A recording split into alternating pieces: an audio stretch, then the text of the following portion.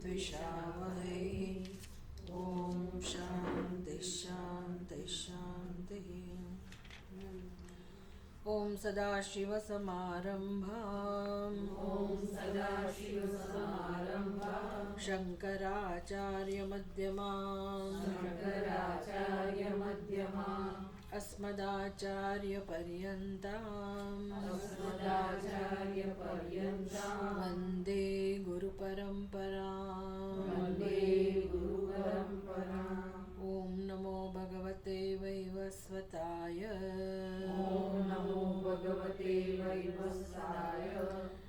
मृत्यवे ब्रह्मविद्याचार्याय नचिकेतसे च।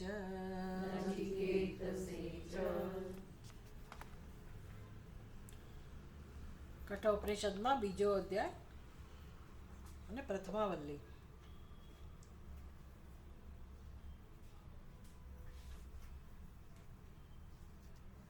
આપણે એનું જે સંગતિ ભાષ્ય છે જોઈશું. હવે આમાં બીજા અધ્યાયમાં પ્રથમ વલ્લીનો વિષય શું છે એ આપણને સંગતિ સમજાવે છે શંકરાચાર્યજી. એકની એક વસ્તુ જ હોય ખરેખર તો, અને એની પૂર્વ પક્ષી દલીલ પણ કરે કે ભાઈ તમે એકની એક વસ્તુ કેમ વારંવાર કહો છો. બધું ભાષ્યની અંદર આવતું હોય, કારણ કે શાસ્ત્રનો નિયમ છે કે વારંવાર પુનરાવર્તન એ દોષ કહેવાય. જેમ આપણે વ્યવહારમાં એકની એક વાત વારંવાર કોઈકને કયા કરીએ, ભાઈ એકને કંઈ બીજાને કહો તો બરાબર છે, પણ એકની એક વાત વ્યક્તિને કયા કરો, વ્યક્તિ કંટાળી જાય ને, એને ના ગમે કે શું એકનું એક કે કરે છે વારે કે. એમ શાસ્ત્રમાં પણ પુનરુક્તિને દોષ કહેવાય છે. એટલે પછી ત્યારે શંકરાચાર્ય સમજાવતા હોય છે કે આ દોષ નથી, કારણ કે વિષય જેવો છે. બ્રહ્મવિદ્યા આત્મવિદ્યા વિષય જ અત્યંત સૂક્ષ્મ હોવાથી અને જન્મોજન્મના આપણી અંદર અજ્ઞાનના સંસ્કાર હોવાથી એ વસ્તુને સમજવી જ અત્યંત અઘરી છે. વસ્તુ પોતે તે સૂક્ષ્મ છે, વિષય પોતે જ પણ સૂક્ષ્મ છે, અને જેનાથી સમજવાનું છે બુદ્ધિમાં પણ ઘણા બધા વિઘ્ન છે, અવરોધ રહેલા છે, આવરણ છે. એટલે એને પુનરુક્તિ દોષ ના કહેવાય, પણ શાસ્ત્ર મહેનત કરે છે, ઉપનિષદ મહેનત કરે છે, ઋષિ મુનિઓ મહેનત કરે છે કે કેવી રીતે આ વસ્તુ યેન કેના પ્રકારેણ કોઈક રીતે આપણી બુદ્ધિમાં એ વસ્તુ સ્પષ્ટ રીતે આપણને સમજાય. એ એની પદ્ધતિ છે. 6 વલ્લીની અંદર એક જ વિષયને કેવી રીતે સમજાવો, એટલે દરેક વલ્લીમાં એમ્ફસાઇઝ હોય, અમુક દ્રષ્ટિબિંદુથી એ ચર્ચા થતી હોય. એટલે આપણે જોયું કે આગળની વલ્લીમાં જે વર્ણન હતું એ રથની કલ્પના દ્વારા આપણને સમજાયું. તો એમાં આપણને આપણા જીવનનું ધ્યેય સ્પષ્ટ કર્યું, અને પછી એનું સાધન શું, બંને વસ્તુ કહેવી જોઈએ. એક તો ધ્યેય શું છે એ આપણને ખબર નથી, એ ધ્યેય કેમ પ્રાપ્ત કરવું એ પણ આપણે જાણતા નથી. પહેલાં તો છે ને આ સમજવું એક બહુ મોટી વાત છે કે જગતમાં સર્વત્ર બધા જ મનુષ્યોની સમસ્યા આ છે. આપણી સમસ્યા છે એવું નહીં, આપણે એકલા જ અજ્ઞાની છે એવું નહીં. સૃષ્ટિમાં જેનો પણ જન્મ થયો છે એ જન્મ થયો એ જ અજ્ઞાનનું સૂચક છે. જ્ઞાન હોય ને જન્મ થાય તો એ આખી વસ્તુ જુદી છે, એવું બને જ નહીં. એ તો ભગવાન જ કરી શકે. એટલે ભગવાન ગીતામાં શું શીખવાડે છે, મારો જન્મ અને મારું કર્મ. કયા શબ્દો વાપરે છે ખબર છે? જન્મ કર્મ ચ મે દિવ્ય. મારો દિવ્ય જન્મ અને મારું દિવ્ય કર્મ. આવું જે સમજી શકે છે એ પણ મુક્ત થઈ જાય છે. હવે ભગવાનનો દિવ્ય જન્મ અને ભગવાનનો દિવ્ય કર્મ, તો ભગવાન મુક્ત છે એ તો સમજી શકાય, ને ભગવાનના કર્મો દિવ્ય હોય એ સમજી શકીએ. ભગવાન પોતાનો જન્મ જે છે એ પણ માયાની શક્તિથી મદદથી અવતાર ધારણ કરતા હોય, જન્મ લેતા હોય, તો ભગવાનનો જન્મ પણ દિવ્ય છે સમજી શકાય. પણ હું એવું જ્યારે સમજું કે હા ભગવાનનો જન્મ દિવ્ય છે અને ભગવાનના કર્મો પણ દિવ્ય છે, એનાથી હું મુક્ત કેવી રીતે થાઉં? એવું બને? પ્રશ્ન થવો જોઈએ ને કે ભગવાનના જન્મને કર્મને દિવ્ય છે એવું જાણવાથી હું પોતે કેવી રીતે મુક્ત થઉં, અથવા તો મારો જન્મ દિવ્ય થઈ જાય અને મારું કર્મ દિવ્ય બની જાય. એનો અર્થ એવો થયો આવું બને જ કેવી રીતે? એટલે જ્ઞાનનો આ પ્રભાવ છે. ભગવાન કહે છે કે આ જ્ઞાન, જે જ્ઞાનને કારણે મારો જન્મ દિવ્ય છે, જે સમજને કારણે મારો જન્મ દિવ્ય છે અને મારા કર્મો પણ દિવ્ય છે, તો તમે સત્ય જાણી લો તો ભલે તમારો જન્મ અજ્ઞાનથી થયો હોય પણ હવે તમારા જન્મને તમે દિવ્ય બનાવી શકો, તમારા કર્મને દિવ્ય બનાવી શકો. એ કોના હાથમાં થયું? આપણા હાથમાં થયું ને. એટલે પણ અત્યારે અજ્ઞાનને કારણે જે જગતમાં જન્મ જે બધાનો થાય છે એ તો અજ્ઞાનને કારણે જ છે. એ તો હું અજ્ઞાન દૂર કરું, સાચી વસ્તુ જાણું, તો પછી મને સમજાય કે હવે મારો જન્મ પણ દિવ્ય છે અને મારા કર્મો પણ આપોઆપ દિવ્ય છે. જન્મ્યા ત્યારે તો શું સ્થિતિ છે? આપણે કંઈ ભગવાનની જેમ જન્મ્યા નથી, ખરું ને? એટલે જીવનો જન્મ જે થાય છે એનું કારણ એની બુદ્ધિમાં રહેલું અજ્ઞાન છે.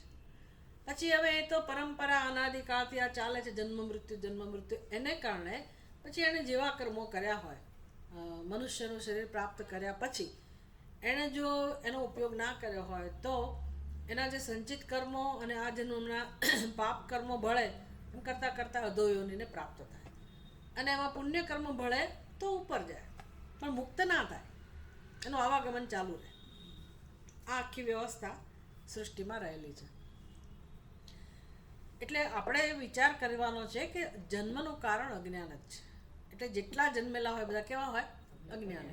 એમાંથી આપણે કોને બાદ કરી દેવાના?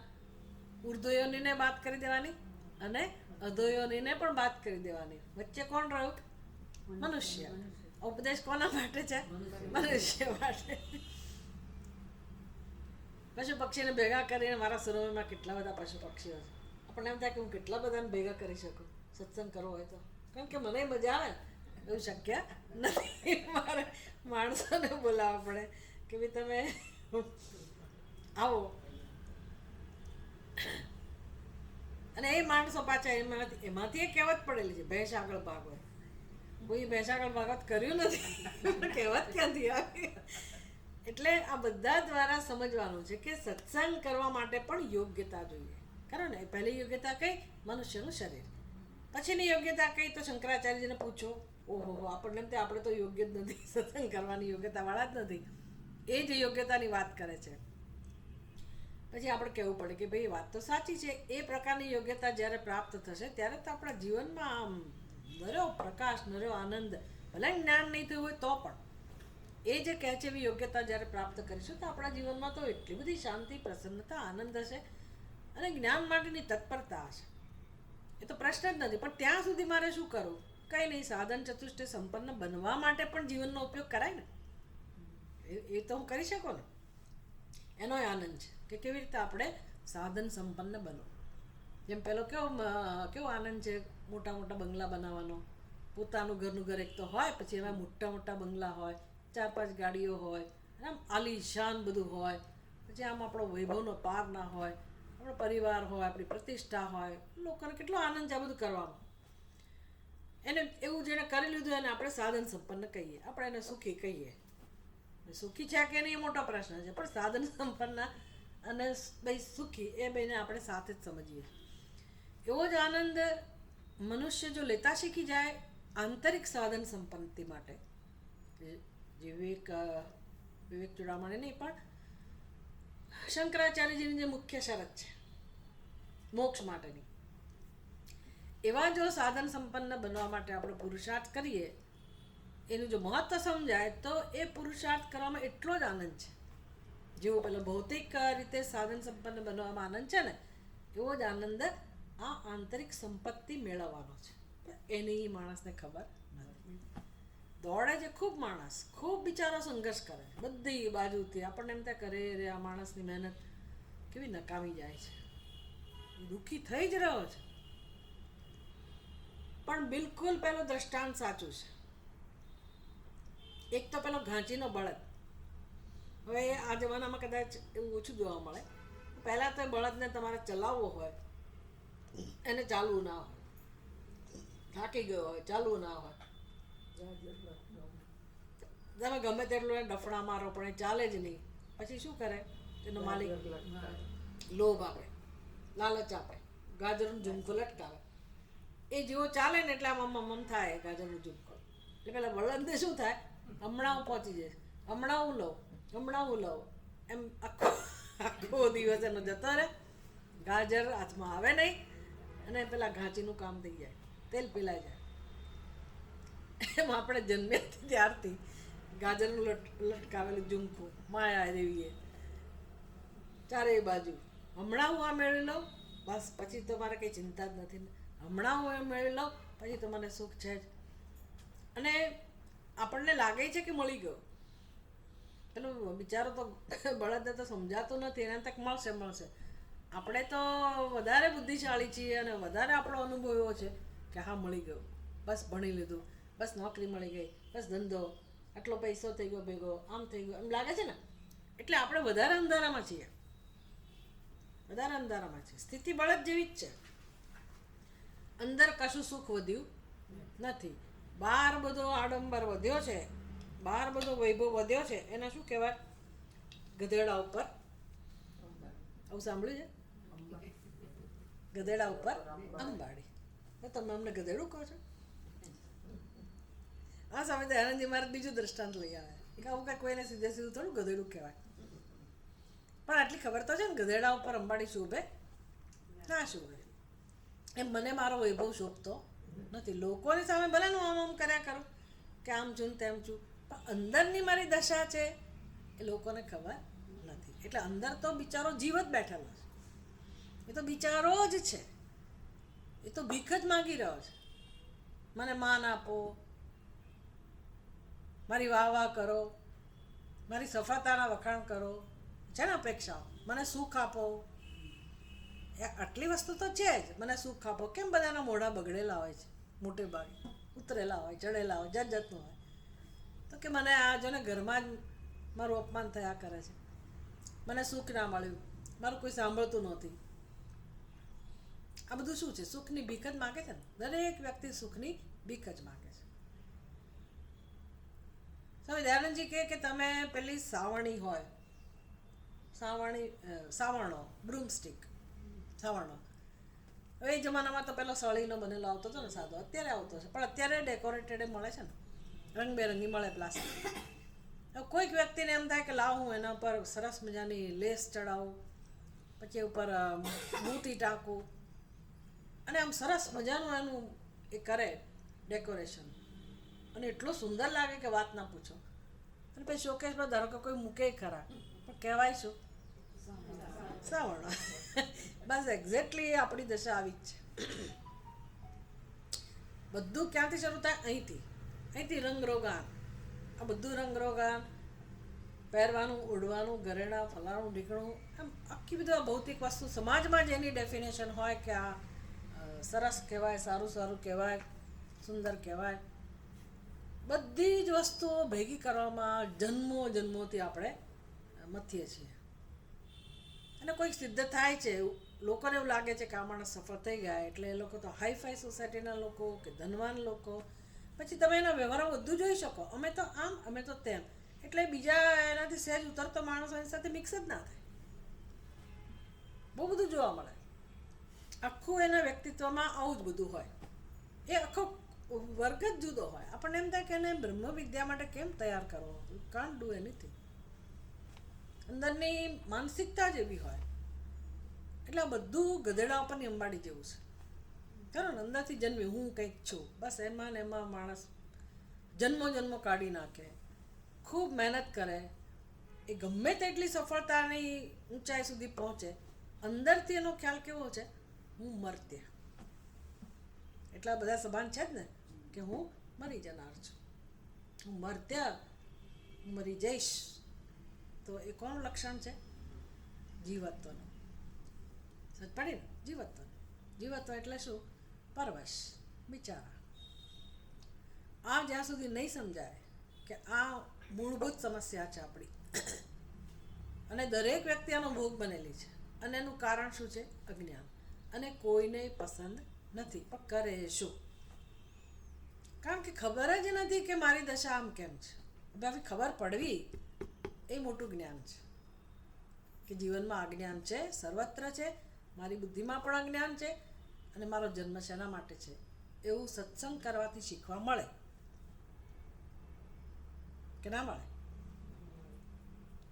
સત્સંગ કરવાથી શીખવા મળે કે જુઓ આ દુઃખ લઈને જન્મ્યા છીએ અને એ દુઃખમાંથી મુક્ત થવા માટે જ આપણે આ બધું કરીએ છીએ. દરેક મનુષ્ય કંઈ મૂર્ખ નથી, ગણતરીપૂર્વક જ મનુષ્ય જીવન જીવે છે. એને દુઃખ નથી જ જોઈતું, પણ પછી સમજી નથી શકતો કે દુઃખ જતું નથી, કારણ કે દુઃખનું સ્વરૂપ નથી જાણતો, દુઃખનું કારણ નથી જાણતો. બાકી દરેક મનુષ્ય એની રીતે દુઃખમાંથી મુક્ત થવા જ પ્રયાસ કરી રહ્યો છે. શાસ્ત્ર શું કરે છે? આપણને રોકતા નથી. આપણને શાસ્ત્રની એવી ગણતરી નથી.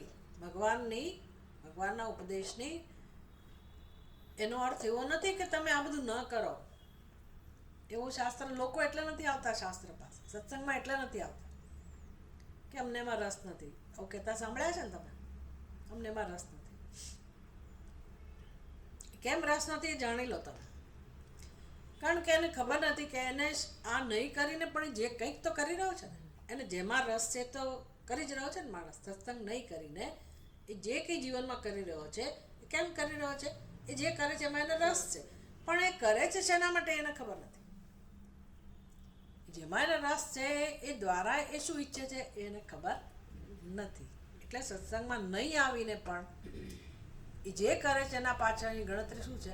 એને સુખ જ જોઈએ છે. સુખ જ જોઈએ છે. હવે શાસ્ત્ર તો ક્યાં આપણને ઉપયોગી થાય છે? ભાઈ તમને સુખ કેમ મળે, કઈ રીતે મળે એ હું તમને બતાવું. ભગવાન શું શીખવાડે છે? ઉપનિષદ શું શીખવાડે છે? ઉપનિષદનો સત્સંગ શું શીખવાડે? કે તમે જે મહેનત કરો છો, જે અંતે જેના માટે મહેનત કરો છો, એ બિચારાને ખબર જ નથી કે હું ખરેખર મારી મહેનત હંમેશ માટે દુઃખમાંથી મુક્ત થવા માટે જ છે અથવા પરમ સુખ મેળવવા માટે મહેનત કરું છું, એને ખબર નથી. એને શું ખબર છે? ભૌતિક વસ્તુઓ જોઈએ છે બસ. પણ ભૌતિક વસ્તુઓ મેળવીને પણ તારે શું જોઈએ છે? શું જોઈએ છે? શું જોઈએ છે એ શંકરાચાર્યજી પહેલું કહે છે કે તમે જીવનમાં શીખો. એને કઈ સંપત્તિ, કઈ પહેલી સંપત્તિ?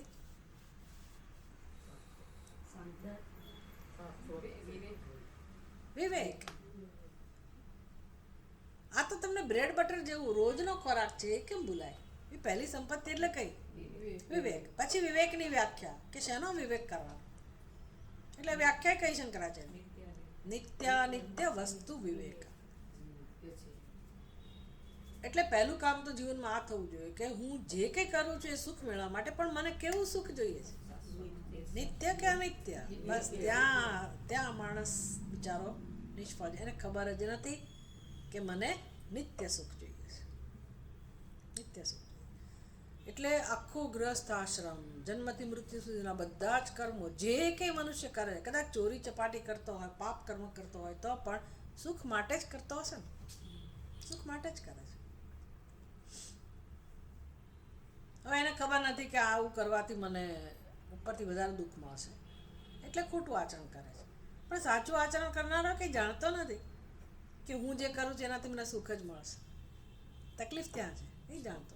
સુખ મળશે પણ પાછું જતું રહેશે. એટલો વિવેક નથી કરી શકતો કે આવું કેમ થાય છે જીવનમાં. આટલી બધી મહેનત કરવા છતાંય સુખ ટકતું કેમ નથી? અને સુખ તો જરા તરા જ આવે છે. મોટે ભાગે શું આવે છે? તમે મને કહો કે મહેનત કરવી એ સુખ છે કે દુઃખ છે? શ્રમ કરવું કોઈને ગમે? સુખ નથી. મહેનત કરવી એમાં શું છે? હા, ભાંડ બેઠા હતા અને આજે મારે આ કરવાનું, આજે મારે તે કરવાનું. નાના હોય ત્યારે ઉત્સાહ થાય, આ કરી લઉં, તે કરી લઉં. પેલી નવી વહુ આવી હોય ને, નવેલી ઘરમાં, તો આમ ફુદક થતી હોય ને એમ થાય હું બધાને ખુશ કરું, આમ કરું, તેમ કરું. પછી 10 વર્ષ પછી જોવા જેવું હોય. 10 હવે તો 2-4 મહિનામાં બધાનો ઉત્સાહ જતો રહે. રોજ બનાવવાનું જમવાનું, રોજ મારે જ કરવાનું. આ કે મહેનત કરવાનો આનંદ છે? નથી ને. ના જ આવે મહેનત કરવાનો આનંદ, કોઈને ના ગમે. છતાંય લોકો કરે જ છે પોતાની રીતે, કારણ કે એને અપેક્ષા છે કે મને એમાંથી સુખ મળશે. એટલે મહેનત કરવા દ્વારા એ જે સુખ ઈચ્છે છે, તો આખી જિંદગી મહેનત કરી તો વધારે સુખ ભેગું થવું જોઈએ ને, એ થતું નથી. તો શું કારણ છે? આવો વિચાર કોઈને આવતો નથી. બસ એવો વિચાર કરતા શીખવાડે છે, વિવેક કરતા શાસ્ત્ર શીખવાડે છે. કોઈને મળ્યું નથી આ પ્રકારનું સુખ. સુખ તો મળ્યું નથી જવા દો, દુઃખ ગયું નથી, દુઃખ વધ્યું. બાળપણમાં જે સુખ હતું એ સુખ વધવું જોઈએ ને, આટલી બધી મહેનત કર્યા પછી એ તો વધ્યું નહીં અને દુઃખમાં વધારો થયો. તો પછી મારી મહેનત શું સૂચવે છે? નફો કે ખોટ? ખોટનો ધંધો ચાલે છે ને, એ પોસાય કેમ? માણસ મહેનત કરે તો છોડી જ દે. ભલે જ્ઞાન માટે ના આવે, સત્સંગ માટે ના આવે, ભલે બીજો વિવેક ના કરે, પણ મહેનત કરવાનું છોડે કે ના છોડે? ભાઈ ખોટનો ધંધો, લોકો ધંધો બંધ જ કરી દે. ક્યાં સુધી ખોટ ખાવાની? ત્યાં બુદ્ધિ ચાલે છે એ ખોટને નફામાં. પણ અહીંયા જે મારી મહેનત છે એમાં જે મને નફો ખોટનો વિચાર કરું તો એ ધંધો બંધ થતો નથી. અને ખોટનો ધંધો ચાલે જ છે, ચાલે જ છે છેક સુધી, અંતિમ શ્વાસ સુધી. બધાના જીવનમાં અનુભવો છે કે ક્યારેય કોઈ પ્રશ્ન ઉકેલાતો નથી. હાશ, મારા દીકરાનું લગ્ન થઈ ગયું, ધીરી બાપુડિયા, ધીરે ધીરે ખબર પડે હવે શું થવાનું. સંસારનું આ સ્વરૂપ છે ને. એટલે શાસ્ત્ર એવું નથી કહેતો કે તમે આ બધું છોડી દો કે આ બધું ના કરો. શીખો, તમારા જીવનમાંથી શીખો. શીખવા માટે મનુષ્યનો જન્મ છે. શીખો અને આ ખોટ નફાનો હિસાબ કિતાબ કરો અને શાસ્ત્ર તમને ઉપયોગી થાય છે. તમને જે નિત્ય સુખ જોઈએ છે, પહેલાં તો મને સમજાય ને, હું સ્વીકારું કે હા મને નિત્ય સુખ જ જોઈએ છે. એ જ ના સમજાય, સ્વીકારું નહીં, તો શાસ્ત્રની વાત ક્યાંથી સાંભળો? એટલે શાસ્ત્ર કહે છે એ જ તમારું ધ્યેય છે, નિત્ય સુખ પ્રાપ્ત કરવું. એ ધ્યેય લઈને તમે જન્મ્યા છો અને હું તમને રસ્તો બતાવું છું કે નિત્ય સુખ ક્યાંથી મળે. એટલે મારે કંઈ માત્ર અંધશ્રદ્ધા શાસ્ત્રએ કહ્યું એટલે આમ જ એવું કહેવાની એવું શાસ્ત્ર ઈચ્છતું નથી, મારે એવું કરવાની જરૂર નથી. શાસ્ત્ર મને તર્ક દ્વારા સમજાવે છે કે તમારી બુદ્ધિનો ઉપયોગ કરો, વિચાર કરો તો સમજાશે કે હા, જીવનનું ધ્યેય નિત્ય સુખની પ્રાપ્તિ જ છે. જન્મનું કારણ અજ્ઞાન છે અને એ ધ્યેય કેમ પ્રાપ્ત કરવું એ ઉપાય મને શાસ્ત્ર બતાવે છે. તો સત્સંગ મારા હિતમાં છે કે અહિતમાં? સત્સંગ જ હિતમાં છે. સમજ પડ્યું?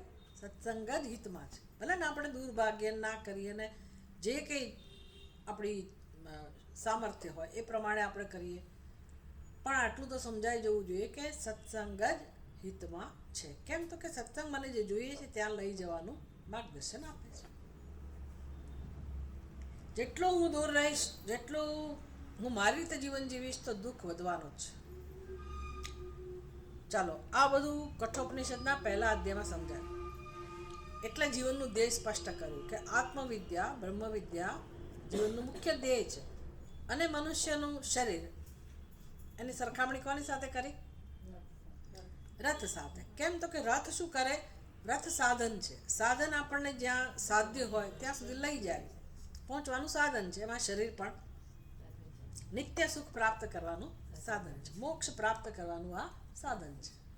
આટલું સમજાયું. હવે કહે છે મોક્ષ પ્રાપ્ત કરવા વિઘ્નો કયા હોય એની ચર્ચા થઈ. કહેવું પડે કે નહીં શાસ્ત્રે કે તમને બ્રહ્મવિદ્યા પ્રાપ્ત કરવામાં કયા પ્રકારની મુશ્કેલી આવશે એ જાણવું જોઈએ કે ના જાણવું જોઈએ?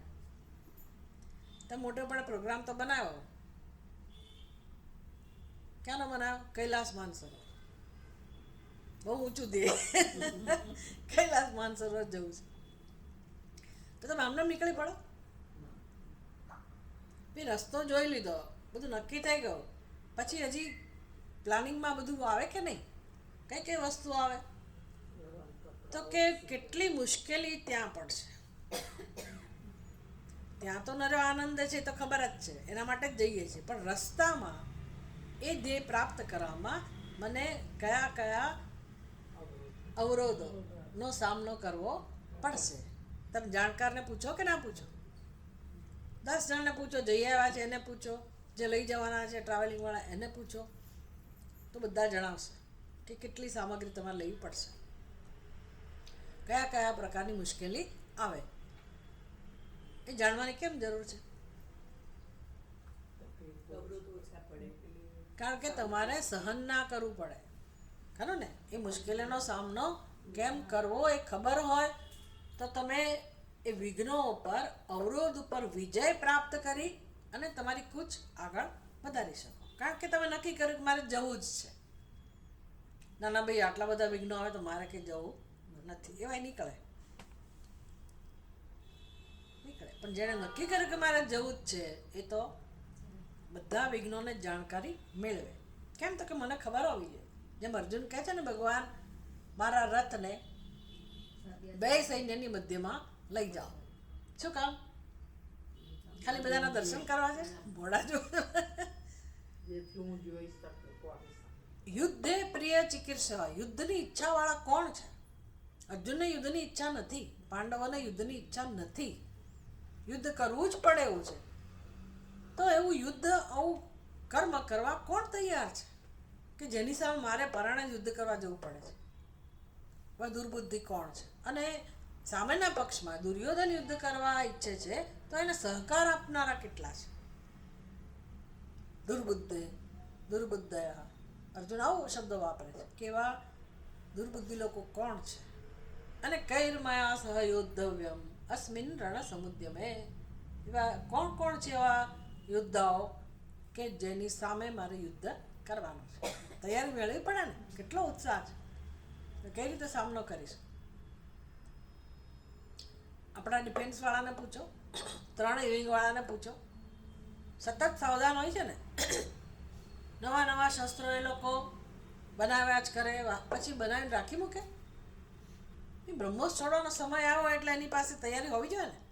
બધી તૈયારી. કેમ? તો કે આ ચાઇના પાસે શું હશે, પેલા લોકો પાસે કેવા શસ્ત્રો છે, પાકિસ્તાનવાળા પાસે શું હશે, એમ કેવી ટેકનોલોજી, કયા નવા નવા ઉપાયો, નવી શોધખોળ, એ લોકો શું કરી શકે એમ છે. તો પછી હું એનો સામનો કેમ કરીશ? આપણે જીવનમાં આવું કંઈ વિચાર્યું નથી. આપણે દોડે જ રાખીએ, દોડવામાં જ માનીએ છીએ બસ. આંધળી દોડ. એને શું કહેવાય? આંધળી દોડ. બુદ્ધિનો ઉપયોગ કરવાનો જ નહીં. ખરેખર બુદ્ધિ જ્યારે તાજી માજી હોય ત્યારે એનો ઉપયોગ કરવાનો. હવે ઠેબા ખાઈ તો હજી સ્વીકારતા નથી. કોઈ હિસાબે માણસ સ્વીકારે નહીં કે હા મારે હવે કંઈક તો જાગી જવું જોઈએ. ના જાગે. શીખવા તૈયાર ના થાય. એટલે જ્યાં સુધી બુદ્ધિનો ઉપયોગ કરતા નહીં શીખીએ, ભલે ગમે તે બુદ્ધિ થઈ ગઈ હોય, પણ હજી એને જગાડી શકાય, હજી એને તૈયાર કરી શકાય. શેના માટે? બીજા માટે? મારા માટે? ઘરના લોકો માટે? કોના માટે? ભગવાન માટે? હું મારી ગાડી સરસ ચલાવી શકું. બુદ્ધિરૂપી સારથી તૈયાર હશે તો મારો રથ સારો ચાલશે. ભલે પગ કદાચ સાથ ના આપે, સમજી શકાય આ ઉંમરમાં. બીજી બધી મુશ્કેલીઓ તો સમજી શકાય, પણ મારી બુદ્ધિ વિવેકવાળી હોવી જોઈએ. આ બધું એની અંદર શીખવાડ્યું આગળનામાં. હવે કહે છે કે તમે બધે તૈયાર તો થઈ ગયા, હવે જાણકારી મેળવો અવરોધો કયા આવશે, તમને મુશ્કેલી શું પડવાની છે. બ્રહ્મ વિદ્યા પ્રાપ્ત કરતી વખતે શું મુશ્કેલી પડવાની છે તમે જાણી લો. એટલે આ ની શરૂઆત, પ્રથમ વલ્લીની શરૂઆત જુઓ. એનું ટાઇટલ શું આપ્યું છે? આત્મદર્શન કા વિઘ્ન. કયું વિઘ્ન છે? સૌથી પહેલું વિઘ્ન જાણી લો. કયું વિઘ્ન છે? ઇન્દ્રિયો કી બહિર્મુખતા. એમાં કંઈ આપણે કલ્પના કરવાની જરૂર નથી, કંઈક નવું શીખવાની જરૂર નથી. આ આપણી સ્થિતિનું વર્ણન છે. આપણી જે અત્યારની સ્થિતિ છે એનું વર્ણન શાસ્ત્ર કરે છે. એટલે મારે કોઈ થિયરી શીખવાની જરૂર નથી કે બહિર્મુખતા કોને કહેવાય, ઇન્દ્રિયો કોને કહેવાય, ઇન્દ્રિયોની બહિર્મુખતા એટલે શું, આ બધું શીખવાની જરૂર આમ જોવા જાવ તો નથી. ભલે એ શબ્દનો ઉપયોગ કરીએ, વાક્યોનો ઉપયોગ કરીએ, આપણે એનો અર્થ સમજીએ, પણ વર્ણન કોનું છે? આપણું, મારું, તમારું. આટલું સમજાય છે કે નહીં? આપણું વર્ણન છે કે સવારથી સાંજ ઇન્દ્રિયોને કઈ ઉપમા આપી હતી? ઇન્દ્રિયોને કઈ ઉપમા આપી હતી? ઘોડાની. એટલે રથની સાથે જોડાયેલા ઘોડા. ઇન્દ્રિયોનું શું કામ, ઇન્દ્રિયોની બહિર્મુખતાને શું કામ જાણવાની છે? તો કે રથ સાથે જોડાયેલા ઘોડા છે ઇન્દ્રિયો. તો ઘોડા જે દિશામાં જાય એ દિશામાં રથ જાય કે નહીં? હવે આપણે જવું છે ક્યાં? આગળ બધું સમજાયું ક્યાં જવું છે, નિત્ય સુખ ક્યાં છે, નિત્ય સુખ કોનો સ્વભાવ હોય, જે નિત્ય હોય ને તો નિત્ય કોણ છે? આત્મા નિત્ય છે. તો આત્મા તો છે જ ને, કે નથી? આત્મા પાસે જવાની જરૂર નથી, આત્મા તો છે જ. પણ મારા મન બુદ્ધિમાં કોનું મહત્વ છે? આત્માનું કે અનાત્માનું? એટલે આત્મા અનાત્મા વસ્તુ વિવેકા કે ભાઈ આત્મા છે તો ખરો, આત્મા જ નિત્ય છે, ચેતન સ્વરૂપ છે. તો સુખ જે મને જોઈએ છે નિત્ય સુખ એ હોય તો ક્યાં હોય? આત્મામાં જ હોય. ભલે અત્યારે આપણે એવી સમજ રાખીએ, વાંધો નથી કે ભાઈ મારી મારી એટલે આ શરીર, મારી અંદર આત્મા છે, આવું જ સમજ છે ને આપણી, કઈ વાંધો નહીં, એવું કશું છે નહીં. પણ ભલે આત્મા મારી પાસે છે એટલી મને ખબર છે, અને નિત્ય સુખ કોનો ઘરમાં છે? આત્માનો, એ પણ ખબર છે. પછી આત્માનું સમજાશે સ્વરૂપ, સમજાવશે ઉપનિષદ. અત્યારે હું આટલું તો જો, તો હવે આત્મા મારી પાસે છે જ નથી એવું નથી. અને ઉપનિષદ કહે છે કે તમારો આત્મા સત ચિત અને આનંદ સ્વરૂપ જ છે. નિત્ય શુદ્ધ, નિત્ય બુદ્ધ, નિત્ય મુક્ત સ્વરૂપ જ આત્મા છે. આનંદ સ્વરૂપ જ આત્મા છે. એ પવિત્ર જ છે, અસંગ જ છે. એટલે મારે એમાં કંઈ કામ કરવાની જરૂર નથી. નહીંતર હું પાપી હોઉં, દુર્ભાગી હોઉં તો એમ થાય ને કે ભાઈ ક્યારે હું આત્માને શુદ્ધ કરીશ, એવો પ્રશ્ન નથી. આ જાણવું જોઈએ કે ના જાણવું જોઈએ? આ સાંભળ્યું તો ગમવું જોઈએ કે ના જ ગમવું? ગમે એવું છે કે ના ગમે એવું? ક્યાં ગમે એવું? તો બધા સત્સંગમાં આમ એકદમ તૈયાર હોય ને, કોઈ દિવસ કોઈ સત્સંગની રજા ના પાડે, કોઈ બહાના ના બધ, મીન્સ કોઈને એવું એમ ના થાય કે ભાઈ આના ભોગે કંઈ કરવું જોઈએ, એવું ના થાય. આપણું સ્વરૂપ આટલું સુંદર છે, સાંભળવું ગમે. તું પૂર્ણ છે, તું શિવ સ્વરૂપ છે. તો આવું જ્યારે છે જ મારું સ્વરૂપ, મારે આત્માના સંદર્ભમાં કંઈક કરવાની જરૂર નથી. તકલીફ ક્યાં છે સમજવાનું છે. મારા જીવનમાં શાંતિ નથી હોવા છતાંય શાંત સ્વરૂપ આત્મા સિદ્ધ જ છે જ. ભગવાનની દયાથી બધું તૈયાર જ છે, પણ હું એનો લાભ લઈ શકતી નથી. ઘરમાં ભોજન બનાવ્યું હોય, બધું તૈયાર જ હોય, અને આપણને જમવા મળે જ નહીં, મળે જ નહીં, મળે જ નહીં. તમે ભૂખ્યા ટળવાળ્યા કરો, શું કહેવાય? ગમે કોઈને એવું? બસ આપણા જીવનમાં આ તકલીફ છે. બધું છે જ સિદ્ધ, અને આત્માનું સ્વરૂપ આવું જ છે, સુખ સ્વરૂપ જ છે. પણ તકલીફ શું છે? મારા જીવનમાં સુખ નથી, મારા જીવનમાં શાંતિ નથી. અને મને શું જોઈએ છે? શાંતિ જોઈએ, સુખ જોઈએ, પ્રેમ જોઈએ છે. અને બીજું જોઈએ તો છે જ, હું મહેનતે કરું છું, મને મહેનત મારી ફળતી નથી, સફળતા મળતી નથી, અને બીજે ક્યાંયથી સુખ મળવાની સંભાવના પણ નથી. તો હવે હું શું કરું? હવે મારે શું કરવું જોઈએ? કોનામાં રસ લેવો જોઈએ? આત્મામાં. આત્મામાં. શાસ્ત્ર પછી આત્મામાં. ખરું કે નહીં? ચાલો, બુદ્ધિમાં તો સમજાઈ ગયું કે મારા આત્મામાં રસ લેવો જોઈએ, પણ મારા મનમાં શું છે? કોનું મહત્વ છે? અનાત્માનું. એટલે શું? જગતનું. ખરું ને? મારા સંસ્કારોનું, મારી ઈચ્છાઓનું, કર્મનું, પ્રવૃત્તિનું.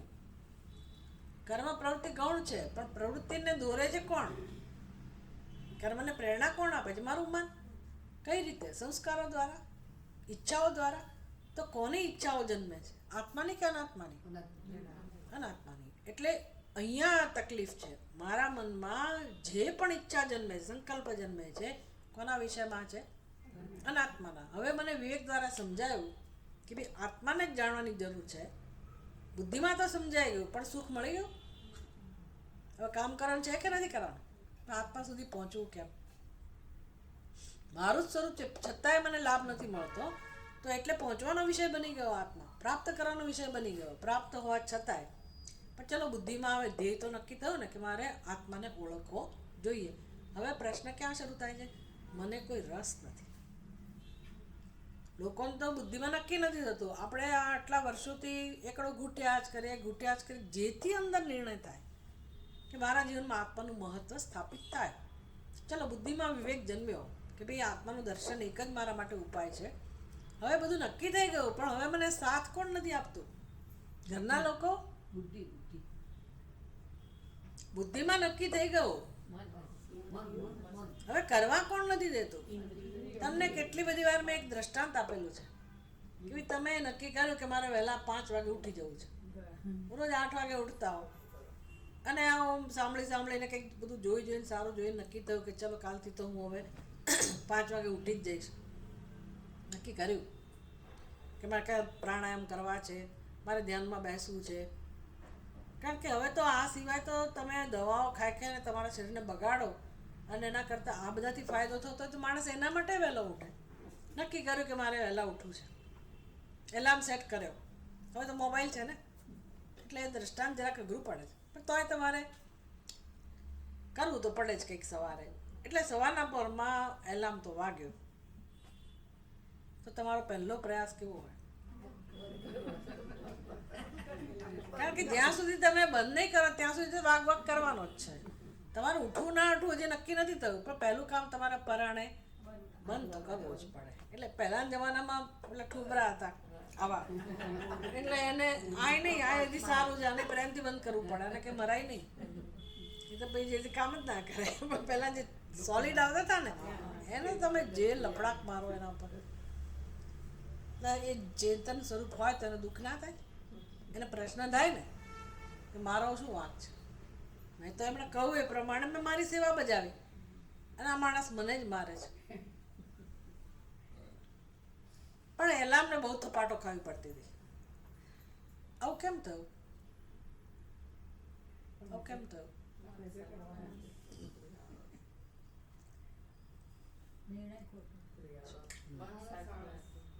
આવું કેમ થયું? મન તમારું સાથ આપતું નથી, અને મન એટલું જ ચાલાક છે, આપણા જેવું જ, એટલું લુચ્ચું છે, બોલે જ નહીં. રાત્રે ના બોલે કે હું નહીં આવું, હું નહીં ઉઠું, રાત્રે ના બોલે, જોયા કરે, કરવા દો ને બધું. એને ખબર છે ચાલવાનું છે કોનું? મારું. એટલે બુદ્ધિનો નિર્ણય કરવા દે, તું જોયા કરે. સવાર પડે એટલે બુદ્ધિનું ચાલવાનું છે કે મનનું ચાલવાનું છે? દેખાડી દે એનું પોત કે હું ઉઠવા તૈયાર નથી. That's it. આ દ્રષ્ટાંતમાંથી શું શીખવાનું છે? બુદ્ધિનો નિર્ણય એકલો કામ આપતો નથી. કેમ? તો કે તાકાત અત્યારે કોની વધારે છે? હોવી જોઈએ બુદ્ધિની, પણ તાકાત કોની વધારે છે? મનની. કેમ એવું હશે? હું કેમ હશે? મારું જ મન છે, મને કેમ સાથ નથી આપતું? મેં જ નક્કી કર્યું છે ને. બીજાએ પરાણે કીધું હોય બરાબર, એવું તો હું ના માનું તો બરાબર છે. તમારું કહેવું ના કરું, તમે કે કરો સત્સંગ કરો, સત્સંગમાં આવો, મારે જે કરવું છે એ જ કરો, એ સમજાય. પણ તો મેં જ નક્કી કર્યું છે કે મારે વહેલા ઉઠવું છે, અને મારું જ મન મને સાથ નથી આપતું. એવું કેમ છે? મારા મનમાં સંસ્કારો કેવા છે પડે ને. પહેલેથી જ મારા મનને મેં કેવું રાખ્યું છે? જગતની તરફ રાખ્યું છે કે આત્માની તરફ રાખ્યું છે? તો એની અંદર સંસ્કારો એવા જ છે. ક્યારના સંસ્કારો છે? જન્મોના. પહેલા શું નક્કી કર્યું હતું? સુખ ક્યાંથી મળે છે? બહારથી. એટલે મનને તો સુખ જ જોઈતું હતું, મારે સુખ જોઈતું હતું. મારી બુદ્ધિ એવું કહેતી હતી કે સુખ બહાર મળે છે, તો જેટલા જન્મો છે, આ જન્મની વાત કરો તો મારી બુદ્ધિ રોજ એમ કહે છે કે ભાઈ આ મેળવી લે, પેલું મેળવી લે, આમ કર, પેલું કર. તો મન મને સાથ આપે છે, ખરો ને? અને મનને હવે ટેવ પડી ગઈ છે. તમે છોકરાઓને લઈ ગયા એકવાર, કે આજકાલ શું મળે છે ખબર નથી, પિઝા મળતા હોય, ફલાણ મળતું, ઢીકણું મળતું હોય. પણ અમારે ત્યાં કામ કરવા આવે ને પેલા કડિયા કામે, એ બેન કહે છે કે મેં કીધું રોજ તું આવી રીતે પૈસા ભેગા કરતી હોય તો તને એક દિવસ, થોડાક દિવસમાં તારી પાસે 1000 રૂપિયા થઈ જાય. તો કે ના, પણ મારા છોકરાને છે ને રોજ પકોડી ખાવા. મેં કીધું પકોડીમાં 10-20 રૂપિયા? તો કે ના, 50 રૂપિયાની આવે. એટલે હવે મેં કીધું અત્યારથી જ આ છોકરાને 50 રૂપિયાની પકોડી રોજ ખવડાવે તો એ છોકરો મોટો થશે થોડો, પછી એના સંસ્કાર કેવા હશે? એને શું ઈચ્છા થાય? પકોડી ખાવાની. એટલે તું ઘરમાં ગમે તેટલું સારું બનાવીશ તો એને પકોડી ખાધા વગર ચાલવાનું નથી. એમાં છોકરાનો કઈ વાંક છે? આપણે એની માં જ સંસ્કાર પાડે. એમ આપણે આપણા મનને જ્યારે સંસ્કાર પાડીએ છીએ તો આપણે એની માં જેવા જ છીએ. આપણે જ આપણા મનને એવા રવાડે ચડાવેલું છે કે હા હા અહીંથી જ સુખ મળે, ત્યાંથી જ સુખ મળે, આ મહેનત કરો, આમ કરો, તેમ કરો, જે જ્યાં જેનું મન જતું હોય. પણ આત્મામાં તો જતું જ નથી. આત્મામાંથી સુખ મળે એ ખબર જ નથી. કારણ કે બુદ્ધિમાં નિશ્ચય જ છે કે હું તો દુઃખી જ છું અને સુખ વગર ચાલે એમ નથી. એટલે જેવી સમજ છે એ પ્રમાણે હું મનને મોકલ્યા કરું અજ્યાં ત્યાં, અને આખું જગત એ જ રીતે ચાલે છે. એટલે એમાં કોઈને કંઈ શંકા જન્મે નહીં. એટલે આપણા સંસ્કાર કેવા છે? મનના સંસ્કાર કેવા છે? બહારથી સુખ મેળવવાના. મન એકલું જાય તો ચાલે? મેં નક્કી તો કરી લીધું આજે મારે અહીં જવું છે, મારે ત્યાં જવું છે, પણ એનાથી ચાલે? એ શું કરવું પડે? સમય નક્કી કરવો. બુદ્ધિનો સાથ નહીં. બુદ્ધિમાં તો નક્કી થઈ ગયું કે મારે બહાર જવું છે, બરાબર. મનને બહાર, મનમાં ઈચ્છા થઈ એટલે હવે ઈચ્છા એકલી કરી લો તો ચાલે? હવે ઈચ્છા પૂરી કરવા મનને કોની જરૂર પડે? ઇન્દ્રિયોની. જો બુદ્ધિમાં તો નિર્ણય છે. કયો નિર્ણય છે? સુખ બહાર છે. બહાર એટલે ઘરની બહાર નહીં હો. હું પટિયા પાડું ને ક્યાંય સુધી હેરસ્ટાઈલ કરું કે પેલું જે કંઈ શૃંગાર, તો એ કે બહાર ના કહેવાય. આમ ઘરની બહાર ના કહેવાય પણ બહાર જ કહેવાય. પડે ને. અહીંનું મહત્વ છે અનાત્માનું. આમાં સાચા ખોટાની ચર્ચા નથી કરતા આપણે. જે છે તે છે, જીવન આવું જ હોય. પણ મારી બુદ્ધિ કેવી રીતે વિચારે છે એ જોવાનું. મહત્વ કોનું છે? આત્માનું કે અનાત્માનું? અનાત્માનું. એટલે મનમાં સંસ્કારો કોના છે? અનાત્માના. હવે આપણે વિચારવાનું છે આ સંદર્ભમાં, આ જે સંગતિ આપણે જે ભાષ્યકાર કે બહિર્મુક્ત આપણે સમજી રહ્યા છીએ. બહિર્મુક્તા કોને કહેવાય? તો બુદ્ધિમાં નિશ્ચય છે કે સુખ બહાર છે. એક વાત. અને આજનો નિર્ણય નથી, અનાદિકાળ ત્યાં નિર્ણય છે. એટલે હવે આપણી જીવન યાત્રા કેવી રીતે થતી હોય છે? વ્યવહાર કેવી રીતે થતો હોય છે?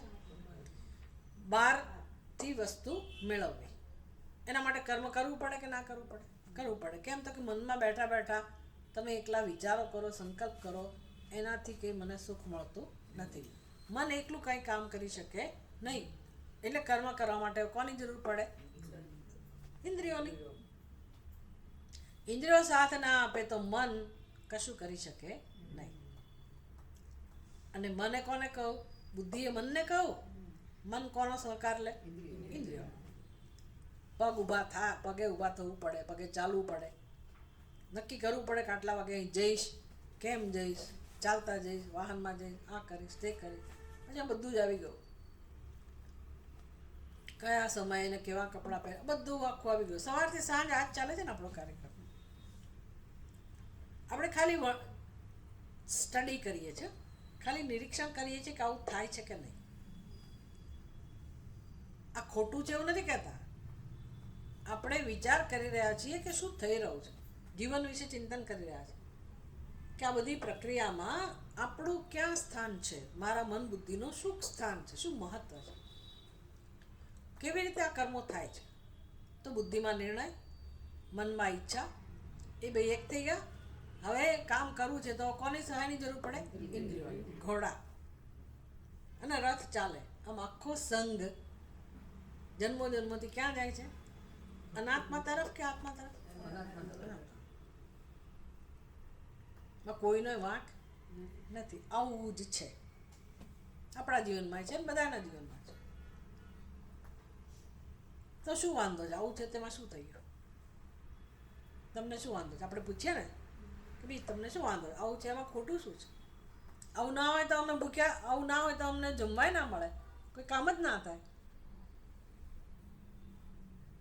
આ પ્રશ્નો થવા જોઈએ. એનું નામ ચિંતન છે, આમ નામ જ્ઞાન છે કે ભાઈ આવું છે, એમાં ખોટું શું છે? ખોટું એક જ છે, થઈ રહ્યું છે ખોટું નથી.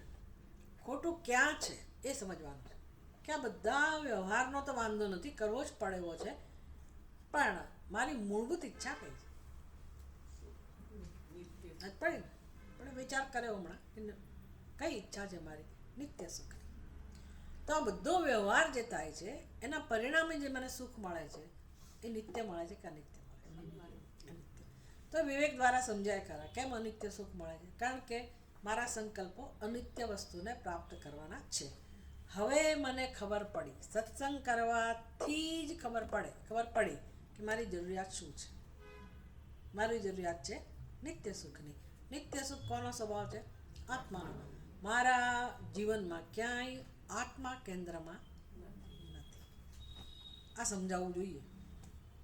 બીજા કે એટલે સ્વીકારેલું એવું નહીં, મને સમજાવવું જોઈએ કે મારા જીવનમાં કોઈ પણ પ્રવૃત્તિમાં આત્માનું મહત્વ નથી.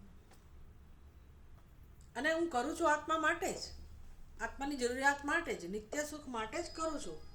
પણ મને ખબર નથી, એમનામ અજ્ઞાન કે શું કરવું જોઈએ ખબર નથી. તો સત્સંગમાં મને મદદ કરે છે કે સત્સંગ મને દૂર કરે છે? મદદ કરે છે. ફાયદામાં છે કે ગેરફાયદામાં? આટલું તો સમજમાં આવવું જોઈએ કે સત્સંગ મને જે જોઈએ છે એ જ મેળવવા મદદરૂપ થાય છે. નહીં કે મને વિમુખ કરવામાં, નહીં કે મારી પાસેથી કશું જૂટવી લેવામાં. શાસ્ત્રને, ભગવાનને કોઈને કઈ રસ નથી. અને આવું સમજાય ઈશ્વરની કૃપા કહેવાય કે ના કહેવાય? તો તમે મંદિરમાં જાઓ છો શેના માટે? કૃપા માટે જ જાઓ છો. તો અહીંયા તમને કૃપા ભગવાન સમજાવે છે, ઉપનિષદના માધ્યમથી આપણને બધું સમજવા મળે છે, એનું કોઈ મહત્વ નહીં? એને કૃપા ના કહેવાય? તો કૃપા ક્યારે થઈ કહેવાય? મારી બુદ્ધિમાં આ સમજ આવે ત્યારે. તો ગમે ત્યાં જાઓ, ગમે ત્યાં બીજા કર્મો કરું, તો મને આ સમજ આવવાની છે? આ સમજ ક્યારે આવે? સત્સંગ એટલે શું? શ્રવણ. નહીતર મંદિરમાં જવું, તીર્થયાત્રા કરવી, ભજન કીર્તન કરવું સત્સંગ જ છે. સત્સંગ જ છે. પણ મને આ સમજ આ પ્રકારના સત્સંગથી આવે. પેલું બધા ભગવાન માટે જ કરે છે. પણ ભગવાનની ખરી કૃપા ક્યારે થઈ કહેવાય? મને આ મારી ભૂલ સમજાય, મારી જરૂરિયાત સમજાય, મારું ધ્યેય સમજાય, એ ભગવાનની ખરી કૃપા છે. પછી બધું કામ આપોઆપ થઈ જાય. એકવાર એ સમજાઈ જાય પછી મારું જીવનમાં હું જે કરું એના માટે જ કરું, એને ધ્યાનમાં રાખીને જ કરું. જ્યાં સુધી એ નહીં સમજાય ત્યાં સુધી મારી બધી પ્રવૃત્તિઓ, ભલે ને ધાર્મિક પ્રવૃત્તિઓ કેમ ના હોય, કોઈ પ્રવૃત્તિ મને સાથ આપવાની નથી. ધાર્મિક પ્રવૃત્તિઓનું એનો હેતુ પણ શું છે? ધાર્મિક પ્રવૃત્તિઓનું ફળ પણ મને શું મળવું જોઈએ?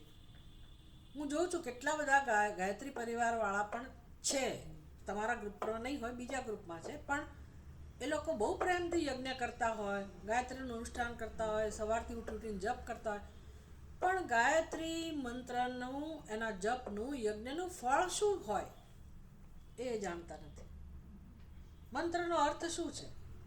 ધિયો યોનઃ પ્રચોદયાત્, કે મારી બુદ્ધિને તેજસ્વી બનાવો, મારી બુદ્ધિમાં જ્ઞાન આપો, એ એનો પ્રયોજન છે. ભગવાન જ્યારે એને જ્ઞાન આપવાની વ્યવસ્થાના ભાગરૂપે મૂકે છે ત્યારે એને સમજાતું નથી. એટલે જ્યારે ફળ ભગવાન આપી જ રહ્યો છે તો એને લેવું નથી. એને શું કહેવાય? એટલે કેટલી બધી મૂર્ખતા જેને કહેવાય ને, કરે ગાયત્રી મંત્રોનો જપ બધું કરે, પણ એ ગાયત્રી માતા પ્રસન્ન કેવી રીતે થાય? એ સવિતૃ દેવતા પ્રસન્ન કેવી રીતે થાય? તો મારી બુદ્ધિમાં અંધકાર દૂર થાય ને તો પ્રસન્ન થાય. તો મારી બુદ્ધિમાં હું પ્રવેશવા જ ના દઉં, મારી બુદ્ધિને લઈ જ ના દઉં સત્સંગમાં, અને કર તો મારું કલ્યાણ થાય જ કેવી રીતે? બધી વસ્તુઓ સમજાય છે? એમાં ભગવાનનો વાંક ક્યાં છે? ભગવાન ફળ આપવા જ્યારે ઈચ્છે છે ત્યારે એ માણસ એમ કે મારે તો જપ કરવાના, મારે તો યજ્ઞમાં જવાનું છે, મારે તો આ કરવાનું, તે કરવાનું. એટલે એનું એટલો બધો એનો પ્રભાવ છે કે આ હું કરું એ હું કરું એના ઉપર જ ખરેખર તો શીખવાનું છે કે હું કરનાર કોણ. ચાલો એ બધું પછીની વાત છે. અત્યારે આપણો ટોપિક કયો છે? મારી બુદ્ધિમાં મને સમજાવવું જોઈએ કે મને શું જોઈએ છે, અને જે જોઈએ છે એને મેળવવા માટે ભગવાને બધું જ આપેલું છે કે નથી આપ્યું? શું આપ્યું? બધું, ઘર બાર, રોટી, કપડા, મકાન, જોઈએ મનુષ્યનું શરીર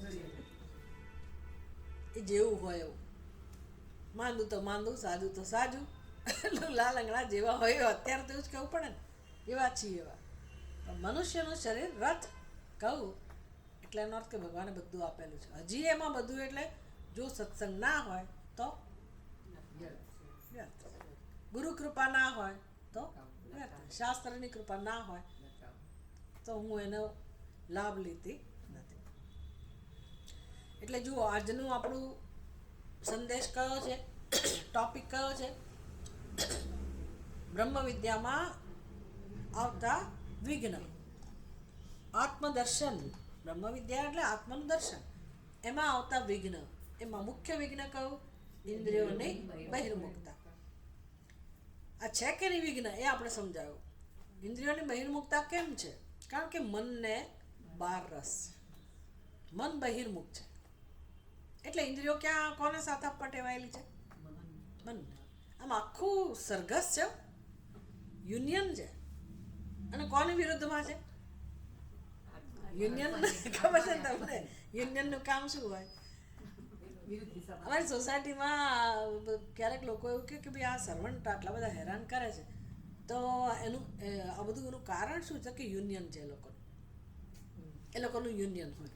એટલે શું ભેગા થઈને આપસમાં બધા નિર્ણયો કર્યા કરે કે આ શું નક્કી કરવા કાયદા, કે કામના કેટલા પૈસા, કોને ત્યાં જવું, કોણ સારું, કોણ ખરાબ, કોણ કેટલું આપે, કોણ ઓછું આપે, કેમ કોઈને એ છેતરવા. બધું થતું હશે. કોની વિરુદ્ધ હોય? શેઠની વિરુદ્ધ હોય ને, માલિકની વિરુદ્ધ હોય. એમ ત્યાં તો સમજી શકાય. પણ અહીંયા શેઠ કોણ છે? માલિક કોણ છે? હું, આપણે પોતે. ખરો ને? આ સ્વામી, રત્નો સ્વામી, એની શું ઈચ્છા છે? પરમ સુખ મેળવો, મોક્ષ મેળવો. એનું ધ્યેય તો આ છે. અને આ બધા ભેગા થઈ ગયા છે, એક થઈ ગયા છે. કોણ? ઇન્દ્રિયો, મન, બુદ્ધિ, જ્ઞાનેન્દ્રિયો, કર્મેન્દ્રિયો બધા જ ભેગા થઈ ગયા. અને એ સાથ આપતા જ નથી. અને કામ કરે છે કોની વિરુદ્ધમાં કરે છે? મારી જ ઇન્દ્રિયો, મારું જ મન, મારી જ બુદ્ધિ, મારું જ શરીર કોની વિરુદ્ધ કામ કરે છે? મારા આત્મ સ્વરૂપની વિરુદ્ધ. અને મને ખબર પડતી નથી. સારું કે ખરાબ? ભાઈ બધાનું થાય છે, એમાં શું? જે બધાને થાય મારું થાય, બધાને થતું ખરાબ. ચલાવી લો તમે. જો હવે ખબર પડે કે આ તો બધું મારી વિરુદ્ધ ચાલે રહ્યું, તમે ચલાવી લો. આપણા હાથમાં છે કે નહીં? પેલા સર્વન્ટ લોકો આપણા હાથમાં નથી, ભલે આપણી વિરુદ્ધ યુનિયન કરતા, એ આપણા હાથમાં નથી. પણ આ બધું આપણા હાથમાં છે કે નહીં? આપણે માલિક છીએ કે નહીં? મન, બુદ્ધિ, ઇન્દ્રિયોના. તો હવે કરવાનું કામ કયું છે? કામ શું કરવાનું છે? જે બહિર્મુખ છે, મન, બુદ્ધિ, ઇન્દ્રિયો જે બધા બહિર્મુખ છે, એ મારે જ્યાં જવું છે, મારે જે નિત્ય સુખ પ્રાપ્ત કરવું છે, એ ધ્યેય પ્રાપ્ત કરવામાં, સફળ બનવામાં આ બધાની મદદની જરૂર પડશે કે નહીં પડે? કે ના જવા દો, મારે શું લેવા દેવું? એવું કહી શકો એમ છો? એવું ચાલે એમ નથી. મારું મન સુધારવા બીજું કોઈ આવશે? મારા વ્યક્તિત્વને સુધારવા બીજું કોઈ આવશે? ભગવાન આવશે? એટલે પ્રાર્થના તો કરવાની જ છે કે ભગવાન મારું મન સુધારો. બધી વ્યવસ્થા છે. માણસને સમજાતું નથી કે ભગવાનની કૃપા, કૃપાને કૃપા જ છે, પણ અંદર સમજાતું નથી મને કે હું એનો લાભ લઉં. એટલે આટલું તો સમજો આજે કે જે બહિર્મુખ સંઘ જઈ રહ્યો છે એને જ્યાં સુધી હું જ કામ કરીને, મહેનત કરીને એને અંતર્મુખ નહીં બનાવો. અંતર્મુખ એટલે આત્મ સ્વરૂપમાં રસ લેતા નહીં કરું અને પુરુષાર્થ દિશામાં નહીં કરું, ત્યાં સુધી મને પરમ સુખ મળવાનું નથી. અને બહારથી મળતું હોય તો ભલે આ સંગ જાય, આટલા જન્મનો અનુભવ છે, આખી દુનિયાનો અનુભવ પરથી આપણે કહી શકીએ. કોઈના વિશે વિચારો તમે તો એની સ્થિતિ જુઓ તો ખબર પડશે કે કોઈને શાંતિ સુખ મળતા નથી. તો આ કોના હાથમાં છે? અંતર્મુખ બનાવવું કોના હાથમાં છે? આપણા હાથમાં કે જગતના હાથમાં? ના, પણ જો ને મારા ઘરના મને સાથ નથી આપતા, ઘરના સાથ નથી આપતા, શું કરશો? આમાં કોઈ તમને વિરોધ રાખી શકે? અંતર્મુખ બનવામાં કોઈની તાકાત છે કે વચ્ચે આવી શકે? આ એક જ પુરુષાર્થ એવો છે કે જ્યાં આપણે સ્વતંત્ર છીએ. જો હું બદલવા માંગુ તો દુનિયામાં કોઈ તાકાત નથી કે મને રોકી શકે. પણ મારે કોઈને બદલવાના હોય તો આજ સુધી કોઈ કોઈને બદલી શકતું નથી. ભગવાન બદલી શકે નહીં. અને આપણું જીવન એમાં જ જાય છે, બીજાને બદલવામાં. તમે બદલાવ અને રાહ જોઈએ આપણે એ ક્યારે બદલાશે. કોઈ બદલાયું તમારાથી? તમારા જ લોકો બદલાય. દુઃખ એનું જ છે ને, એ નહીં સુધરે, એ નહીં બદલાય. બધાની ફરિયાદ એવી જ છે, એ નહીં બદલાય. એટલે એની સાથે જ જીવવાનું છે. આપણા દેશમાં તો કે આમ ફટફટ છૂટા ના થાય, હવે થવા માંડ્યા છે, પણ નહીંતર કોઈ કોઈની સાથે રહે નહીં, ના ફાવે. તો આપણે ચલાવી લઈએ. કેવી રીતે ચલાવે એ નહીં બદલાય, ખરો ને? એટલે હવે શું કરે? પડ્યું પાનું નિભાવે. પછી હસબન્ડ વાઈફ વચ્ચે નહીં, પડ્યું પાનું એટલે પછી સાસુ જે મળી તે, સસરા જે મળ્યા તે, પડોશી જે મળ્યા તે, જે મળ્યું એની સાથે આપણે ઘસડાતા હોઈએ. આ બધું જીવનમાં આપણે ભોગવી રહ્યા છે, સહન કરી રહ્યા છે. બિચારા બન્યા છીએ ને કે શું કરીએ, આમાંથી છૂટા એવું જ નથી. અને માણસ દુઃખી થઈને ઘસડાય છે. ભાઈ આ સત્સંગ એના માટે જ છે કે દુઃખના અધિકારી નથી તમે. આ બધું સહન કરવાની જરૂર નથી. પણ સહન ના કરી તો કરીએ શું? કોઈને બદલી શકાતું નથી. હવે કરું છું, છૂટાય થવા એવું નથી, શું કરવાનું? જીવન પૂરું કરવાનું ઘસડાતા ઘસડાતા. મારે બદલવું તો ઘણું છે, પણ મને ખબર નથી કે મારામાં બદલાવાની જરૂર છે કે નહીં, ક્યાં બદલાવું, કેવી રીતે બદલાવું, એવી ખબર નથી. કેમ? તો કે હું તો બરાબર જ છું. તકલીફ ક્યાં છે? હું બરાબર છું. બધાને એવું છે હું બરાબર. બસ આ મુશ્કેલી છે. એટલે વિવેક અહીંથી શરૂ થાય કે ભાઈ ભૌતિક રીતે તમે બદલાવ કે ના બદલાવ, ભલે જે સ્વભાવ રહ્યો, જેનો જે હવે આ ઉંમરમાં કંઈ પરિવર્તન ના લાવી શકાય, ઠીક છે, પણ મારું ધ્યેય સમજીને હું મારી ઉપાધિનો ઉપયોગ મારા પોતાના ભલા માટે કરી શકું કે ના કરી શકું? અંતર્મુખ બનવામાં કોઈ રોકી શકે? એ પ્રશ્ન હતો આપણો. રોકી શકે કોઈ? લોકોને શું ખબર પડે? ભાઈ હું મારું કામ તો કરું જ છું, જે કરવાનું હતું. હું તમારું કામ ન કરતી હો, સેવા ના બજાવતી હો, અને હું મારી ચોપડી લઈને બેસી, જુદી વાત છે. એવો તો આ કંઈ ઉપદેશ છે નહીં. તમે તમારું જે કામ કરો છો એ કરો છો, ઉપરથી વધારે સારી રીતે કરી શકશો. પણ એ બધું નથી સમજાતું લોકોને. એનો કોઈ વિરોધ જ નથી. જે માણસ વિવેકી છે, જે માણસ પોતાને અંતર્મુખ બનાવવા પોતાના જીવનનો ઉપયોગ કરે છે, એ સૌથી સુખી માણસ છે. બુદ્ધિપૂર્વક જીવન જીવી રહ્યો છે. એને આઈસ્ક્રીમનો સ્વાદ મળે જ કેમ ના મળે? એવું નહીં સમજવાનું કે એને આઈસ્ક્રીમ કડવો લાગે. જો એ આઈસ્ક્રીમ ન ખાવો એવું નથી, તમારે કંઈક તો ખાવું પડશે ને. ભલે મેં આ છોડી દીધું, પેલું છોડી દીધું, અમે આ નથી ખાતા, તે નથી ખાતા, પણ જે કંઈક ખાશો એનો કંઈક સ્વાદ તો હશે જ ને, કે નહીં હોય? એને કડવું લાગશે બધું બી? એનો સ્વાદ જે છે તો લાગવાનો જ ને. તો એનો સ્વાદ એને આનંદ આપે કે ના આપે? આપે જ ને. તો પછી વિવેક એને સ્વાદ ના મળે, સાધુઓને સ્વાદ ના મળે, એવું બધું હોય? એ તો ભગવાનનું સ્વરૂપ છે.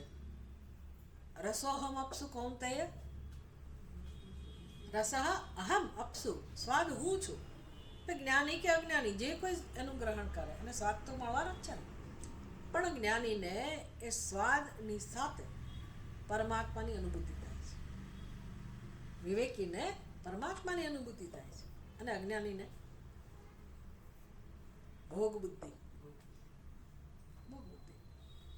સ્વાદ તો સરખો જ છે, પણ એની બુદ્ધિમાં ભોગ બુદ્ધિ છે અને બંધાય છે. કારણ કે એના સંસ્કારો જમા થાય છે. અહીંથી સુખ મળ્યું, અહીંથી સુખ મળ્યું, આ ભોગવું, પેલું ભોગવું, એમ કરી કરીને કર્મ કર્યા કરે છે. અને નવો નવો જન્મ એનું એ જ એકનું એકનું બધું કર્યા જ કરે. પછી એ જીવનનો અર્થ શું? છોડીને જતા હવે મારાથી ખવાતું નથી, ત્યાંથી શરૂઆત થઈ જાય. દાંત હવે સાથ આપતા નથી. દુઃખ શરૂ થાય કે નહીં? મને તો શિંગચણા કેટલા ભાવતા હતા, ખવાતા નથી. ખાલી દાંત દુખવાની શરૂ થાય જરાક મસ્તી, તો આપણને એમ થાય કરે રે સાલું ખવાતું નથી. એક બાજુથી જ મારે ચાવ ચાવ કરવાનું. કેટલું દુઃખ થાય છે આપણને કે હવે ખવાતું નથી. એટલે આ બધું શું બતાવે છે? આ દુઃખ બતાવે છે, શું બતાવે છે? મારી ભોગ બુદ્ધિ, અવિવેક, બહિર્મુખતા. તો એક બે દ્રષ્ટાંત છે જીવનમાં, આ જ બધું છે. એટલે આમ જોવા જાવ તો ખરેખર કંઈ કરવાનું નથી. ખાઈ પીને મજા કરો એ તો પ્રવૃત્તિ ચાલુ ભલે હોય, બુદ્ધિમાં પરિવર્તન આવવું જોઈએ. તો પછી આ આખો સંઘ છે એ અંતર્મુખ બને, એને આત્માનું મહત્વ સમજાય કે બધી ઇન્દ્રિયોને આત્મદેવમાં જ રસ છે, કોઈને જગતમાં રસ નથી, પણ ઘસડાય છે. ઘસડાય છે. ઘસડાવાનું કારણ શું? વિષયો બોલાવે છે તમને કે આજે અમારી દુકાનમાં આવો, રતનપુરમાં જાઓ ને તો એક જમાનામાં આવો, લો નહીં તો કાંઈ નહીં પણ આવો આવો એમ વિષયો આપણને બોલાવે છે. પેલું તો માણસ બોલાવતો હતો, પણ આ બધા વિષયો બોલાવે છે. વિષયો તો બોલાવતા નથી તો કોણ બોલાવે છે? ઇન્દ્રિયો પોતાને મેળે જાય છે. ઇન્દ્રિયોને ક્યાંય જવું નથી. ઇન્દ્રિયોને બેસવું જ હોય છે. આપણને કેટલો ઊભા થવાનો કંટાળો આવે છે કે પાણી આપજે ને જરા, એટલે જાતે લે. કોઈ હોય તો આપણે છોડીએ નહીં, તો નથી કોઈ ઘરમાં એટલે શું કરીએ? બાકી બોલાવીએ છે. નાનું પાણી આપને, ફલાણી પાણી આવે, પેલા લોકો આજુબાજુ ફરકે જ નહીં ને, જો બાજુ જઈશું એટલે કંઈક તો કામ આપશે. કોઈને ઊભા થવું નથી ગમતું. એટલે ઇન્દ્રિયોને એવું કંઈક દોડવું ગમતું નથી. કોણ દોડાવે છે? મન. કેમ દોડે છે? મનનો કોઈ વાંક નથી. મનને સુખ જોઈએ છે, પણ કેમ ખોટી દિશામાં જાય છે? બુદ્ધિ એ એને ખોટે માર્ગે દોરવેલું છે અત્યાર સુધી, એટલે એના એવા સંસ્કાર છે.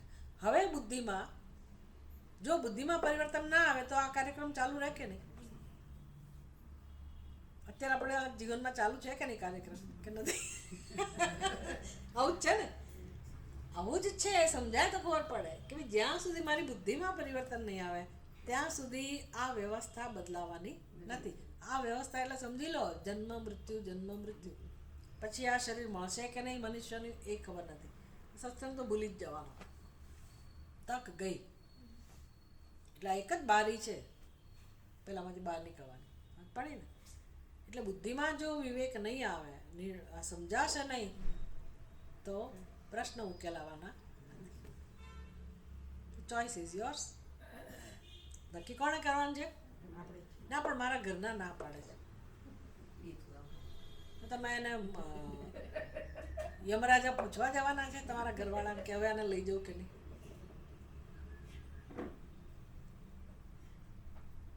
એટલે આ બધું આમાં કોઈ રોકી શકે એવું નથી. સમજી લો, કોઈ રોકી શકે એવું નથી આ વસ્તુમાં. અને જો તમે અહીં સુધી આવી શક્યા, સાંભળ્યું, તો ઘણો સહકાર છે. લોકો આવી જ નથી શકતા. આવ્યું, સાંભળ્યું, તો હવે ખબર પડી કે જીવનમાં ઘણું કામ કરવાનું છે. ખાલી સત્સંગ કરી આવે એવું નહીં. આપણો સત્સંગ એવો નથી કે આજે અનુકૂળ હતો એટલે આવી, અનુકૂળ હશે ત્યારે આવીશ, અનુકૂળ નહીં.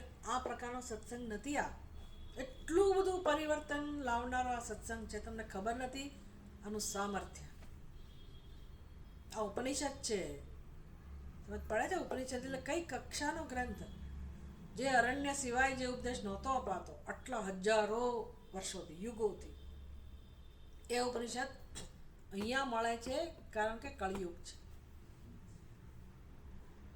ફાયદો છે કળિયુગ, નહીં તો આ ઉપનિષદનું અધ્યયન ના મળે. અને આપણે ટેક ઇટ ઇઝી, એમાં શું હોય? તો બધે છે જ ને. આજે અહીંયા ગયા, ત્યાં ગયા, અહીંથી મળી રહે, ઘર પાસે જે હોય ત્યાંથી મળે, યુટ્યુબ ઉપર જોઈ લીધું. આમ બુદ્ધિમાં કોઈ પરિવર્તન આવતું જ નથી. અને બીજા લોકો પાછા એને અનુસરે કે અમે યુટ્યુબ ઉપર જોઈ લઈશું, એટલે ફોન તો લાગતો જ નથી, આમ તો કે આવતું જ નથી. એટલે આપણને એમ થાય કે આ માણસને આ સત્સંગની કંઈ કિંમત જ નથી. એટલો સંસાર જડબે સલાક અંદર ભરેલો છે કે મારા વિચારોમાં પરિવર્તન ન જ લાવો, પણ સમજી લો કે આ સત્સંગ સામાન્ય કક્ષાનો સત્સંગ નથી. એકવાર અંદર ગઈ આ વસ્તુ, તમારી અંદર આ મૂળ પરિવર્તન લાવો. આ કરવા ખાતર થતો સત્સંગ નથી. ઈશ્વરની મહાન કૃપા હોય તો જ આ સમજ પડે. એટલે બીજા આવતા હોય તો બંધ થઈ જાય. કેમ તો કે ઓનલાઈનમાં અમને વધારે સારું ફાવે છે, પછી ઓનલાઈનમાં દેખાય નહીં. એટલે ગયું. આપણે સમજી લેવાનું કે એના ભાગ્યમાં નથી. શું કરો તમે? આપણે ક્યાં સુધી લોકોને કહે કરીએ? પણ મહત્વ સમજો તમે. એટલે શંકરાચાર્યજી ફરી ફરીને આ વસ્તુ સમજાવે અને કેટલું સરસ રીતે ભગવાન આપણને માર્ગદર્શન આપે કે તમે સમજો. તમારો પ્રશ્ન કયો છે? બહિર્મુખતા. બહિર્મુખતા એટલે સત્સંગ સિવાયની પ્રવૃત્તિમાં આકર્ષણ. એને શું કહેવાય? અંતર્મુખતા કે બહિર્મુખતા? બહિર્મુખતા. That's it. સત્સંગ તો જોઈએ ને જોઈએ જ. 20 વર્ષથી 25 વર્ષથી હું આ સત્સંગ લેતી. મને એમ થાય કે હજી હું આ નિર્ણય જન્માવી ના શકી. તો એમ થાય કે આપણા સત્સંગમાં કંઈ દમ નથી લાગતો એવું લાગે છે. પણ એવું નથી. અજ્ઞાન જ એવી વસ્તુ છે ભયંકર કે માણસને અંદર કંઈ પ્રકાશ ફેલાવા દેતી નથી. ચાલો આપણે ઈશ્વરને પ્રાર્થના કરીએ કે આ વસ્તુ સમજાય કે મુખ્ય સમસ્યા કઈ છે? બહિર્મુખતા. બીજા બધા માટે મુખ્ય સમસ્યા અજ્ઞાન, અવિવેક. આપણને હવે વિવેક થયો, માની લઈએ કે ભાઈ સમજાયો કે જીવનનો આ ધ્યેય છે. તો બીજો પ્રશ્ન કયો છે? ધ્યેયને પહોંચવામાં મુશ્કેલી કઈ છે? અવરોધ કયા છે? બહિર્મુખતા. બહિર્મુખતા દૂર કરવાનું સાધન શીખવું પડશે કે નહીં શીખવું પડે? એ ક્યાંથી જાણવા મળશે? અધ્યયનમાંથી. હવે પછીનો ટોપિક એ છે કે કેમ આપણે ધીરે ધીરે થાય આ કામ, ધીરે ધીરે. અને આપણે એકલા નથી. ઈશ્વરની કૃપા આપણી સાથે છે કે ધીરે ધીરે કેમ અંતર્મુખ બનવું. તો ભાષ્ય તો આપણે આવતી વખતે કરીશું. ઓમ પૂર્ણમદ પૂર્ણમિદં પૂર્ણાત પૂર્ણમુદચ્યતે પૂર્ણસ્ય પૂર્ણમાદાય પૂર્ણમેવાવશિષ્યતે. ઓમ શાંતિ શાંતિ શાંતિ. હરિ ઓમ. શ્રી ગુરુભ્યો